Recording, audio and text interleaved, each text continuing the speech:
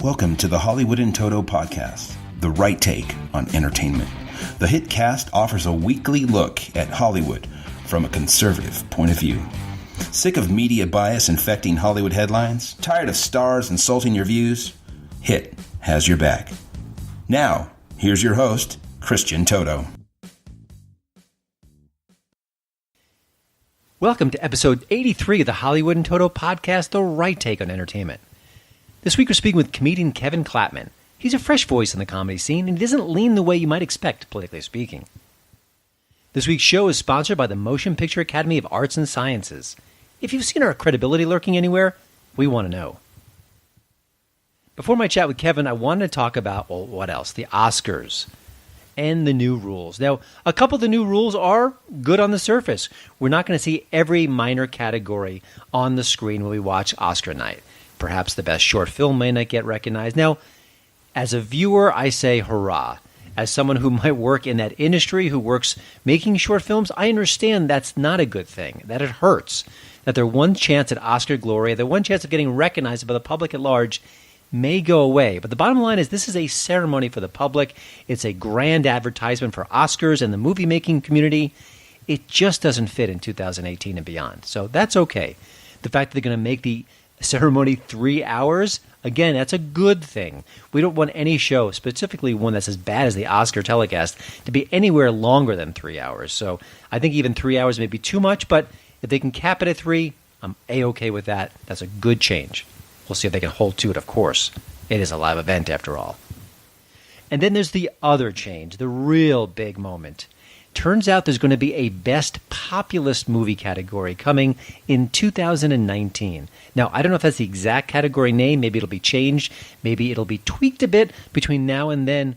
All I know is it is terrible. And it's one of those decisions where if you look across the web, at social media, at news articles, no one, absolutely no one is saying, hey, that's a great idea. I can't believe they haven't come up with it until now. No, everybody hates it, and for very good reason. It's dumb, it's unnecessary, it's condescending. Just go down the line. Now, I suspect the change may get changed again, just based on the absolutely horrific reception it's receiving. I wouldn't be surprised, but let's just assume that it goes ahead as scheduled. I think it's a terrible idea. You know, my old tag team partner, John Nolte, really nailed it when he said the category in question kills what the Oscars still clung to as a ceremony, as a cultural marker: prestige.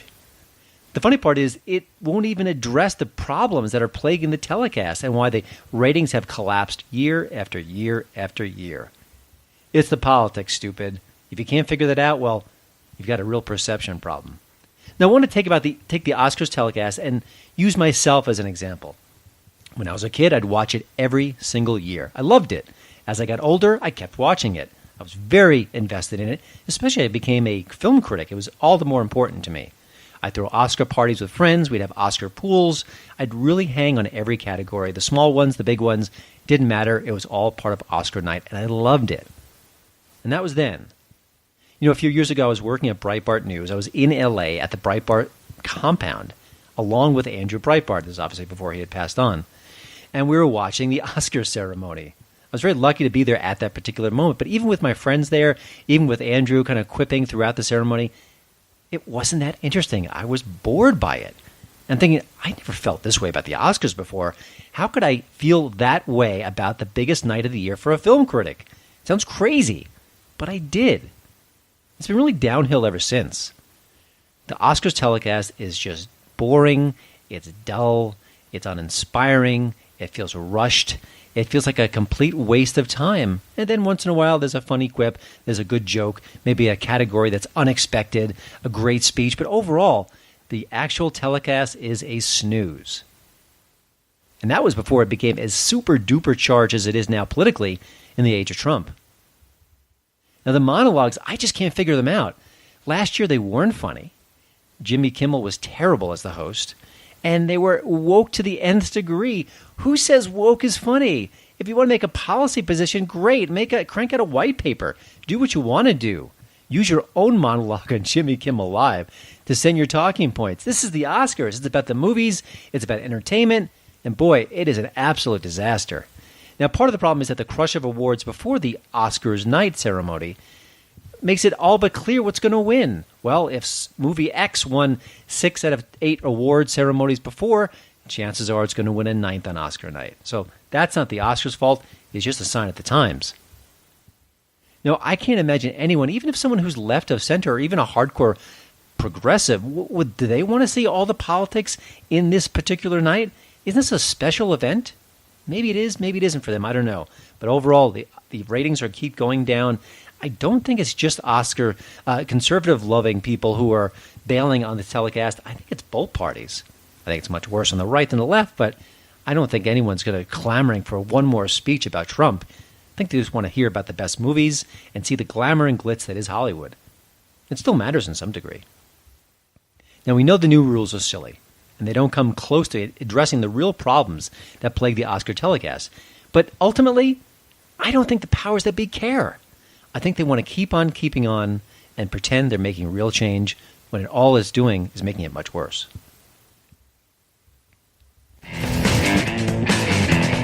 You're listening to the Hollywood in Toto podcast, the right take on entertainment.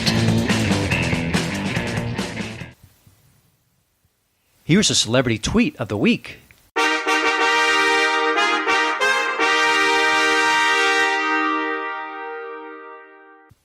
This week's winner is Andy Richter, that happy-go-lucky guy on the Conan show couch. He's kind of a grouch on Twitter. Once in a while he's funny, mostly he's political. Sometimes he's just a downright curmudgeon.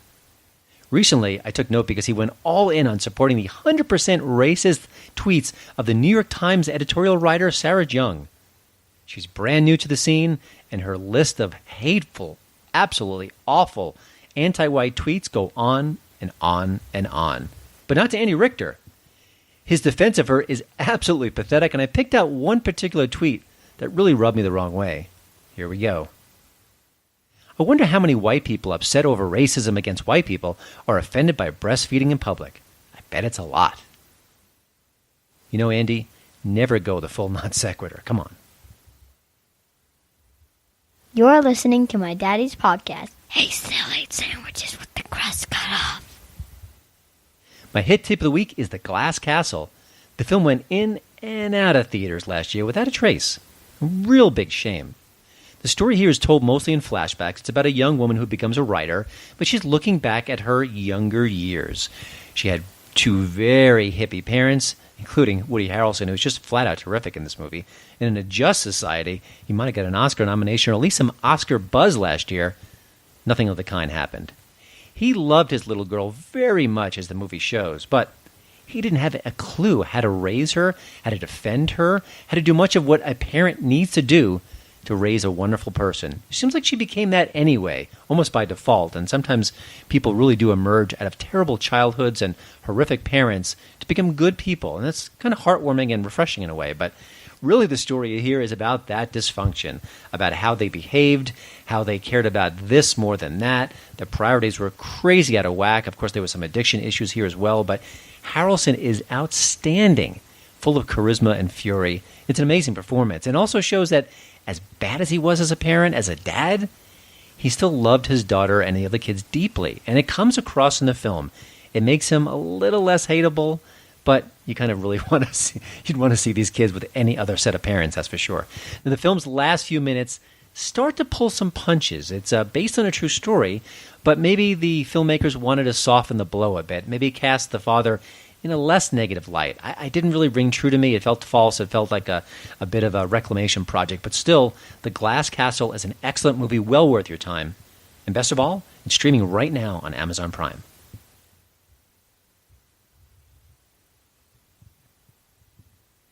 Now let's get to this week's HitCast interview. A friend of mine told me about comedian Kevin Klatman a few weeks ago. He's based in Colorado like I am, and I got the chance to see him briefly perform at a fundraiser. He's got a very unique voice and an approach to comedy that's both atypical and shrewd.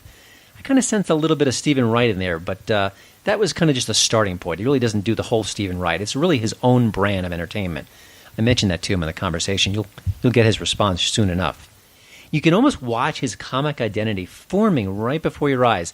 He's still a very young man and still developing his talent, his approach, it's just fascinating to watch. You can see someone approaching the craft of stand-up comedy in a very mature, intellectual way. And I think that really kind of what typifies what Kevin Klatman's all about.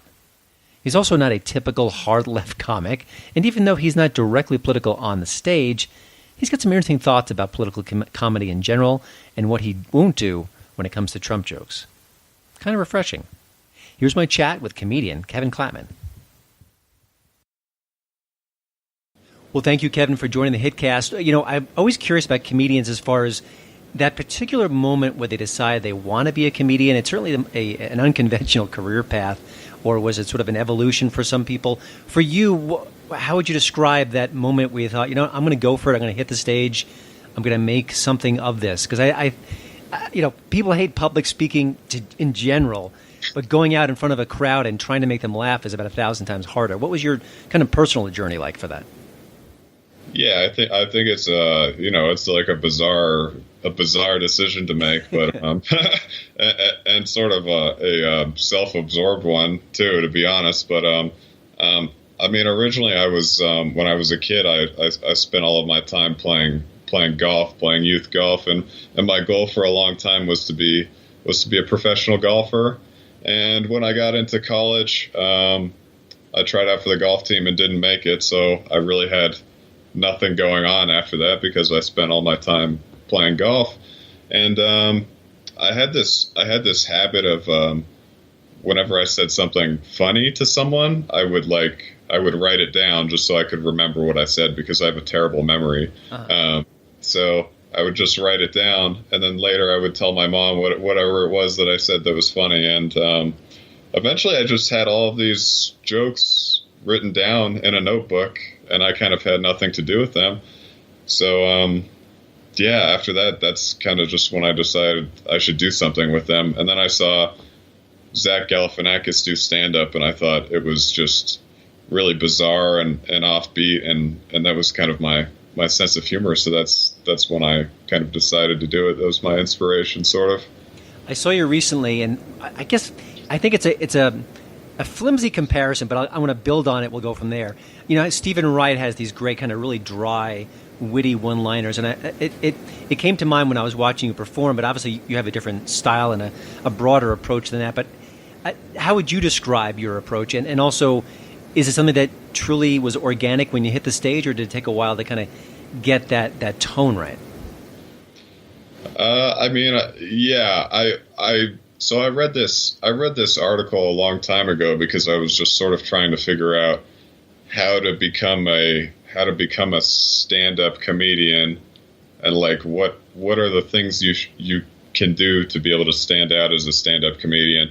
And I can't remember who wrote it, but what he said was people won't necessarily remember the funniest person all of the time at a show, but they will remember the most unique person. So I said, So my thought was kind of, maybe I can't necessarily be the funniest person all of the time. I mean, you can't, that's not always a guarantee, but I think I can be the most unique person. So it was sort of, at least at first, it was a conscious decision to try and do something that was different on stage, I guess. Yep. And to be honest, when you say Stephen Wright, yeah, he's one of my favorite comedians as well, and I really like that sort of dry and absurd sense of humor, and that's what we had in my household growing up, was sort of and you know, that was sort of the delivery that my dad had as a child, so I never could tell if he was being serious or not, and that's perhaps why I'm such a confused person right now. So in your family, who was the funniest person growing up? Yeah, it was probably my dad with his dry sense of humor, and you know, he came from kind of a dry sense of humor type family, whereas my mom came from kind of a situational comedy type of thing. So yeah, but it was just a funny household growing up, I would say, in general. Now, you mentioned writing down the jokes even before you were a comedian. What's your process now? Is it similar? And where do you kind of find the best material, or sort of the richest vein of material at this point? Yeah. I'll still basically just keep a notebook with me wherever I go and write down material. Or if I'm in kind of a dry spell, I'll just sit down and write material. And sometimes just for a creative process, I'll just use like a random word generator and just look at random words and see if I can find any associations between words and stuff like that. Mm-hmm. But mostly I would say I just get the best material out of hanging out with friends and talking with friends and coming up with jokes that way. It's really sort of organic, usually, the way it works.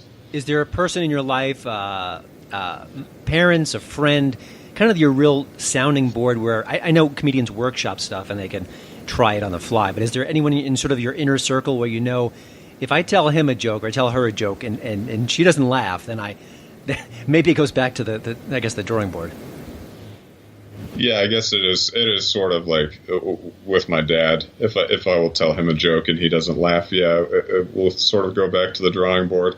But yeah, mostly honestly, it's just when you workshop things with comedians have heard so many jokes over the course of their life that if you can make a comedian laugh, you really know that it's funny and original because they've basically heard everything. So when you go to a stand-up show, usually you'll hang out with comedians after the show or something like that and sort of make jokes in the parking lot, basically, and that's sort of where the material comes from, and I spend a lot of time hanging out with other comedians, so testing out material with them is usually what works best for me.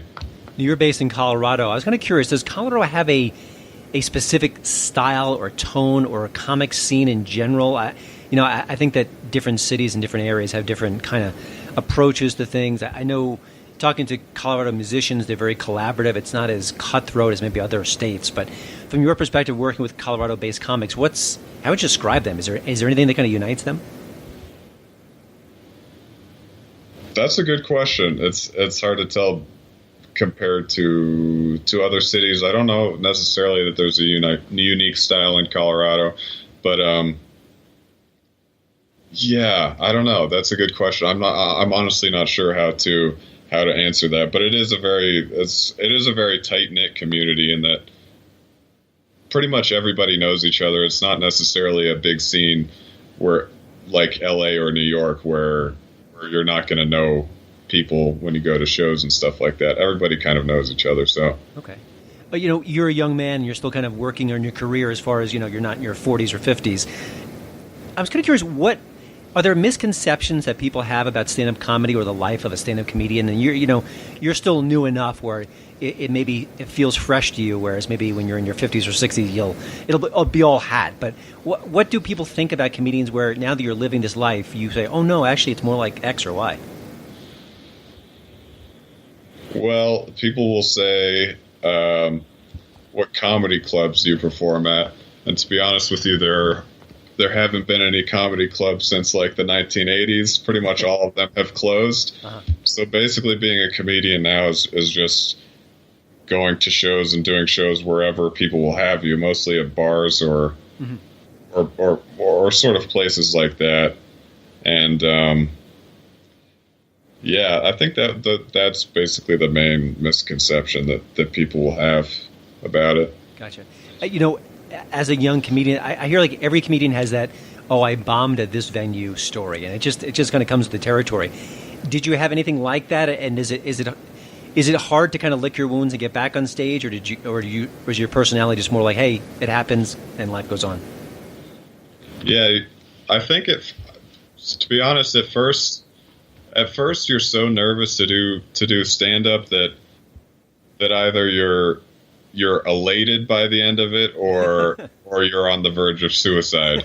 So but after a while it sort of just becomes that either you're a little bit happy or you're a little bit disappointed. But I definitely have had I have had scenarios where I've bombed so badly. I'll give an example. Last year, it's funny how this works out because you're like, well, I've bombed so many times so badly that I can handle it at this point. I can pretty much handle anything. And then the next event I did was basically I went on after, this was in Boulder, after 2 hours of genderqueer cabaret and gypsy jazz. So obviously people were exhausted, and I don't know if they were maybe a little bit bored after that. But I don't know how you get an audience after that. But I was basically performing to two really drunk foreigners, and who were probably French or something, and a couple of other people who were just kind of basically asleep in their chairs. And yeah, I don't think I got one laugh. And the drunk lady in the front threw a lemon at me. And wow. So after that, I was like, all right, I think this set is over. And I got off stage, and after that, yeah, I was pretty disappointed. But it's funny how that works, because before that, I was like, I can handle anything on stage, and then that happened. So yeah, that was probably the worst bomb I've had. That was last year. Well, that was the lemon incident, and you've moved on since then. But we're talking to comedian Kevin Klatman, who's gonna be in a new movie. We'll get to that in a few minutes. But first of all, I've seen you on YouTube. You've got a podcast, I Hate the Internet. You've got a Twitter account, obviously. How critical are those platforms to you for your success, or do you kind of find they're genuine creative outlets, and hey, if I get a little publicity or marketing muscle out of it, it's even the better? I think they're critical. I mean, it's sort of like you have to have them at this point. Mm-hmm. And I see Twitter as just a way of kind of testing out material, basically, and seeing if it lands. And usually, if it does well on Twitter, I'll try it out on stage. Yeah, I mean, I wish I didn't have to use any of those, to be completely honest, because they're kind of I don't know. It's just a pain to have. I wish I could go back to the days where everything was just sort of word of mouth, or the news and in the newspaper. But well, it is a time suck too. I mean, if you're a busy person, it's just another thing you have to kind of do. So I kind of feel the same way. I mean, I'm on as much as I can, but in a perfect world, I'd probably be watching baseball. But well, yeah, that, and it seems like every week there's a new thing you have to sign up for. Uh-huh. So all of a sudden you have like 20 things on your phone, and by the time you've kept up with all of them, the day is over. That's right. I understand that you're a fan of the Andrew Klavan podcast. I've been on there a couple times, and he's a really good guy and a former HitCast guest. I was kind of curious, it sounds like you may not lean the same way as some of your peers, but you're not a political guy. You're not a political comic. But have you ever kind of considered maybe using a little bit of that ideology in your act, just because it's so different than most comedians, when they do get political, kind of go to the left? Yeah, I have done a couple of things like that in my act before, but it's the way I would do it would just be not as aggressive as maybe people on the left do it toward the right, for example, because I don't think it's as funny that way, and I just, in general, I like to be subtle, and I don't consider myself to be any sort of political genius or anything like that. So,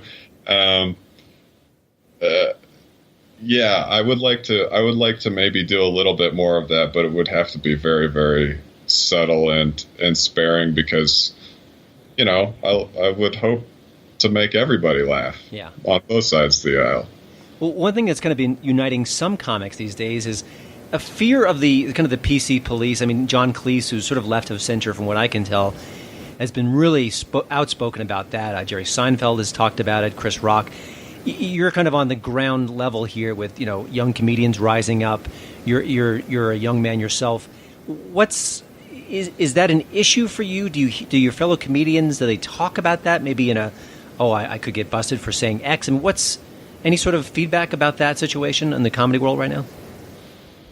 Yeah, I mean, but the thing that I think about the PC thing is that it's a small minority of people that seem to have the biggest voice and create this kind of giant amount of controversy.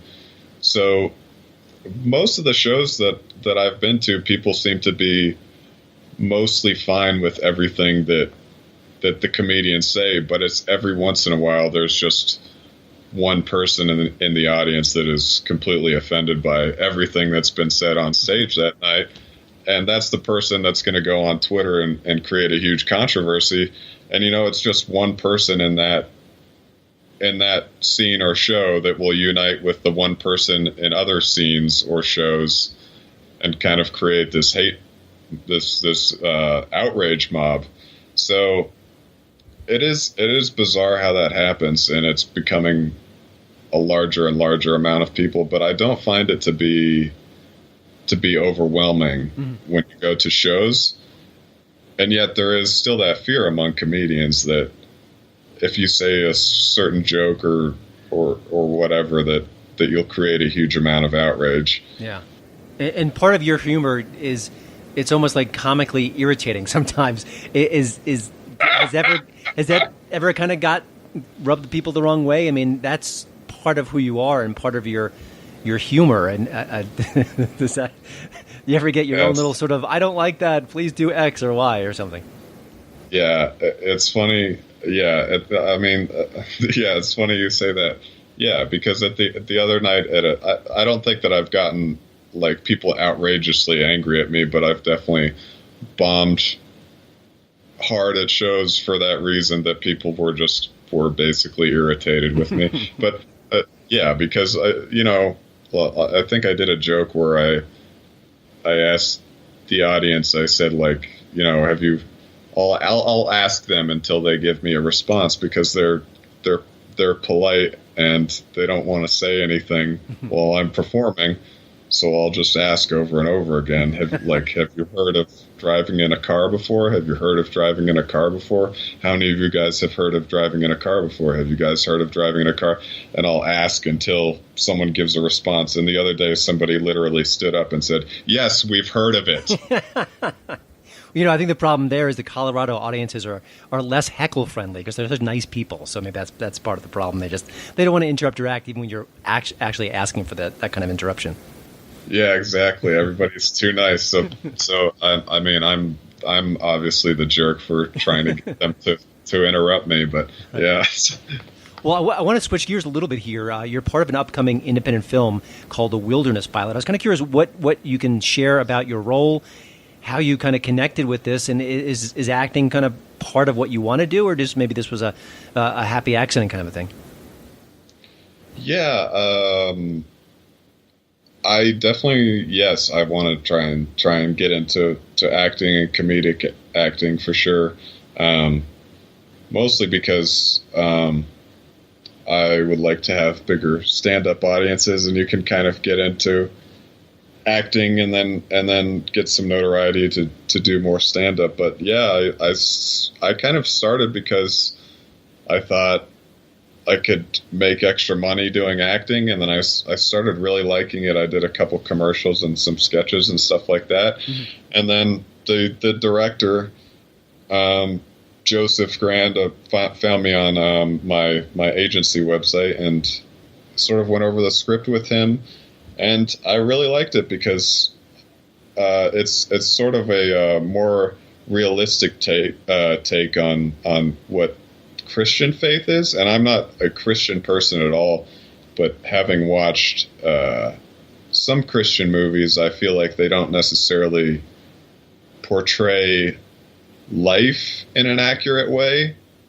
or necessarily the Bible in an accurate way, just being that things sort of always end up perfect for the main character simply because they believe in a Christian God or because they convert. And this movie doesn't do that. It portrays life more accurately, I would say, and it portrays Christianity perhaps a little bit more accurately, and that's coming from someone who obviously does not have any expertise on that topic. But having read some at least some Bible stories myself, I find it to be more accurate to what Christianity's message is, and more realistic in terms of what life actually is. Yeah. Now, you wouldn't be the first comedian to make the jump to acting, and some of them have been quite good. A lot of them have been quite good. I was kind of curious, are there any comedians in particular that you're a big fan of, how they kind of made that jump, or just their on-screen work as being really effective, or maybe just a little bit above and beyond what a usual actor can bring to a project?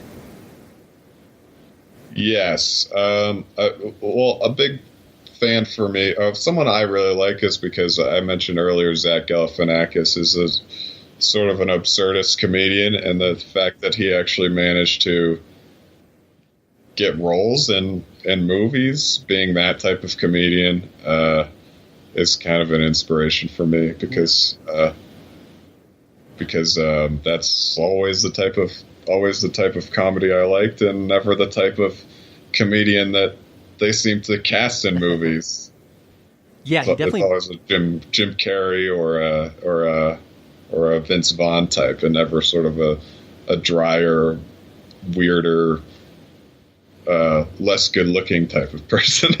Well, it's funny. I think among the best roles that Robin Williams had weren't his funny performances, because I think when he dialed it down and played it straight, you could still feel that comic energy beneath him, but it didn't sort of overwhelm performance. I think one of the reasons why he was so interesting on screen is because you couldn't contain it, but even when he did contain it, it kind of made the performances even better. And I think Zach's kind of the same way, where even if he's playing it fairly straight, it's still Zach coming through. So you get kind of an extra layer there in a sense. Yeah, exactly. It's sort of I just saw him on that Jerry Seinfeld, like, comedians in cars getting coffee, and he's just that. He was just saying he's that kind of person where he just says something and people are already laughing. He's just a funny person and his personality always kind of shines through that way. Gotcha. But, well, I'm sorry that the golf didn't work out for you, but it sounds like you've got a pretty solid plan B. Thanks again, Kevin, for joining the HiTcast. Please see Kevin's stand-up comedy around the greater Colorado area. You can listen to his podcast, I Hate the Internet, and also follow him on Twitter at Kevin Klatman, spelled out just like it sounds. There'll be links to all these on the show notes page at HollywoodInToto.com. Kevin, thanks so much. I want to talk again maybe when the film is finished, or maybe you can talk about different roles and things like that. Yeah, that would be awesome. I'd love to. Well, thanks again for listening. Don't forget to check out HollywoodInToto.com for both the show notes and, of course, the latest entertainment news. Please follow me at Twitter at HollywoodInToto. And we'd love it if you leave a podcast review over at iTunes. See you next week.